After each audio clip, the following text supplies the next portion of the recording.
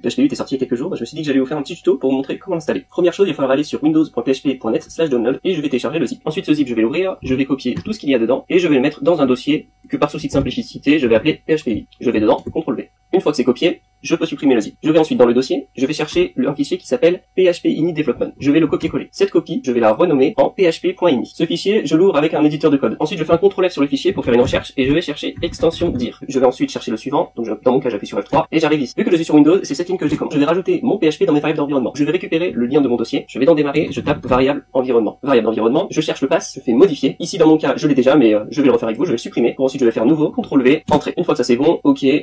Pour vérifier que ça a marché, vous pouvez ouvrir par exemple un CMD et taper php-version qui vous dira bien que vous êtes en PHP 8.0. Ou bien, si vous avez Gitbash installé, on peut taper un which PHP pour vérifier qu'il renvoie vers le bon dossier. Donc après, souvenez-vous bien où est votre dossier où vous avez installé PHP, parce que quand vous aurez avoir besoin de communiquer avec par exemple une base de données, vous aurez des valeurs à changer dans le PHP init. Le plus souvent, ça sera l'extension PD.